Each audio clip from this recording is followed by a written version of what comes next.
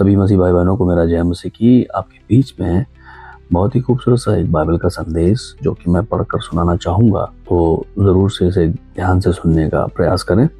और इसमें जो बाइबल में एक किताब है मत्ती, उसका 13 अध्याय, उसका 34 आयत से लेकर 51 आयत मैं आपके बीच में पढ़कर सुनाऊँगा।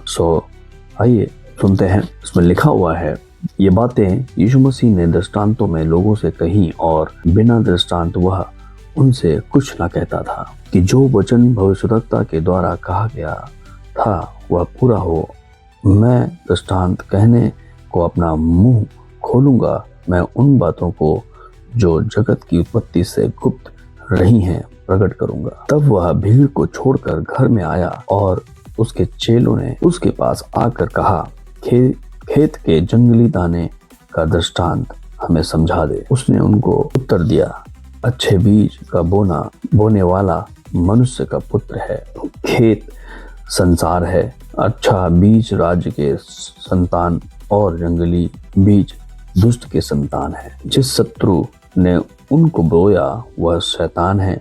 कटनी जगत का अंत है और काटने वाले स्वर्गदूत हैं। अतः जैसे जंगली दाने बटोरे जाते और जलाए जाते हैं, वैसा ही जगत के अंत में होगा। मनुष्य का पुत्र अपने स्वर्गदूतों को भेजेगा और वे उसके राज्य में से सब ठोकर के कारणों को और कुकर्म करने वालों को इकट्ठा करेंगे और उन्हें आग के कुंड में डालेंगे।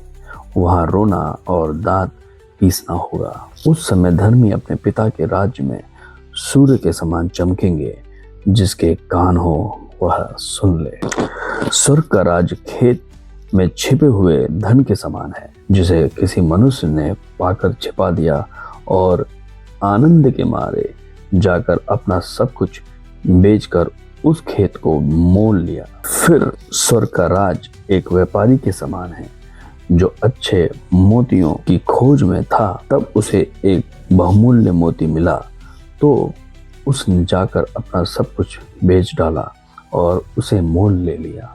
फिर स्वर्ग का राज उस बड़े जाल के समान है जो समुद्र में डाला गया और हर प्रकार की मछलियों को समेट लाया। और जब जाल भर गया तो मछुए किनारे पर खींच लाए और बैठकर अच्छी तो बर्तनों में इकट्ठा की और बेकार फेंक दी। जगत के अंत में ऐसा ही होगा।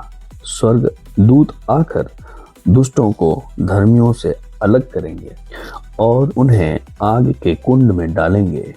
वहां रोना और दांत पीसना होगा।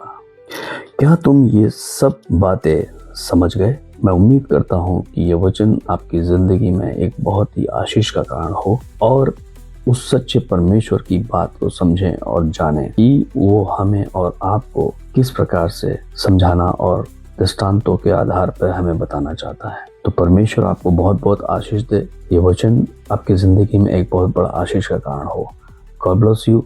आप सभी को जय मसीह की। Bye bye.